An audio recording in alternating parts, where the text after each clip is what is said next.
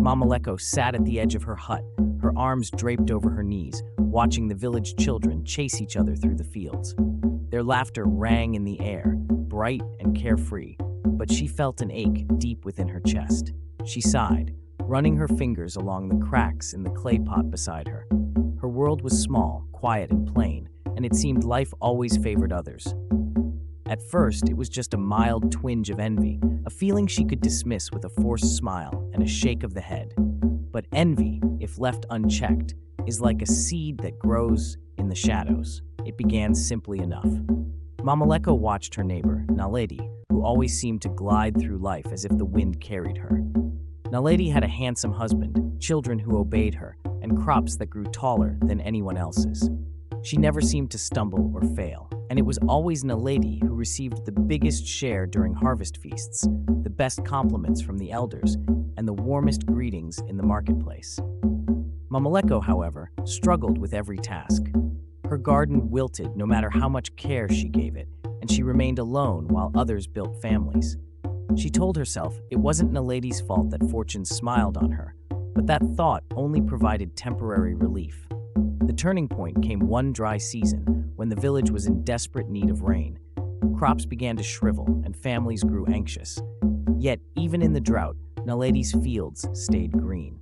Villagers whispered among themselves, wondering aloud how she managed to thrive while others faltered. To Mama Lecco, this was proof something was unfair. Life had tilted in Naledi's favor, and Mama Lecco was on the wrong side of fate. It wasn't just envy anymore, it was anger. She found herself glaring at Naledi's hut every time she passed, her heart thrumming with bitterness. She imagined how different things would be if Naledi's crops failed, or if her luck vanished overnight. These were fleeting thoughts at first, harmless fantasies, or so Mama Lecco told herself. But over time, the fantasies became darker, more persistent. She longed not just to have what Naledi had, but to see Naledi suffer in the ways she had suffered. One evening, Mama Lecco found herself seated by an elder woman from a distant village who was known for her knowledge of herbs and charms. The woman was old, her eyes cloudy with age, but her voice was sharp and deliberate. "Some women are born with luck," the elder said, as if reading Mama Lecco's heart, "and some have to take it for themselves." Mama Lecco didn't respond right away, but the words lingered. Over the following weeks, she began visiting the elder more frequently, pretending at first that she sought remedies for headaches or protection from bad dreams. Yet each visit was an invitation deeper into the elder's world of whispers, herbs, and charms. And with each conversation, Mama Lecco learned that it was possible to bend fortune, to redirect life's blessings. All it took was belief and a little cunning. It started small, with harmless acts of mischief. She scattered salt near Naledi's doorstep, muttering words she barely understood. She tied knots in grass blades under the light of the moon, hoping to cause minor inconveniences. When Naledi misplaced her cooking pots one morning, Mama Lecco's heart swelled with a secret satisfaction. These small victories tasted sweet, but they weren't enough. Her envy had taken root, and now it demanded more. Mama Lecco grew bold. She began seeking stronger charms, gathering bones from animals, and mixing powders in the dead of night. The line between playful mischief and dark intent blurred until it disappeared altogether. She whispered over Naledi's name like a chant, wishing for misfortune to befall her rival. And when Naledi's youngest child fell ill with a mysterious fever, Mama Lecco felt a twisted sense of accomplishment. The villagers noticed, of course. Whispers spread like wildfire. How could Naledi's child grow sick when the family was known for their good fortune? Some claimed it was the result of jealousy, while others murmured of witchcraft.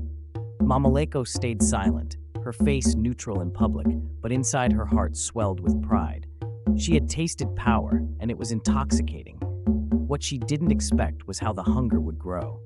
Jealousy and bitterness fed on themselves, multiplying with every passing day. No matter how much harm she caused, it was never enough to fill the void inside her. Her heart, once tender and wounded, had grown hard, fueled by rage and an insatiable desire for control. She no longer just envied Naledi's fortune, she wanted to see her utterly destroyed. The final descent into full-blown witchcraft came when Mama Lecco sought out a forbidden ritual, a spell that could unravel another's fortune entirely. She stayed up all night, burning herbs and drawing symbols in the dirt with trembling hands. She whispered into the wind, calling on unseen forces to take everything from Naledi: her crops, her family, her health, her joy. For a time, it seemed to work. Naledi's crops withered, her husband grew distant, and her children became restless. The village buzzed with speculation, and Naledi herself began to look haunted, as though some unseen force had drained the light from her eyes. Mamaleko, watching from the shadows, felt a grim satisfaction. But with that satisfaction came something unexpected, a deep, hollow emptiness. The power she had craved had come at a cost. Mamaleko's own garden, once struggling but alive, now lay barren. Her isolation deepened, for the villagers began to avoid her, sensing something dark and unnatural about her presence. She had sacrificed everything for the illusion of power, only to find herself more alone and miserable than before. And though Naledi's misfortunes satisfied her for a time, they could not heal the wounds in Mamaleko's heart. In the end, Mamaleko became a cautionary tale, an example of how innocent envy can fester into something monstrous. Her transformation was not sudden, but gradual, a slow unraveling of the soul. She had begun as a woman with simple longings, but those longings grew into resentment, and resentment became witchcraft.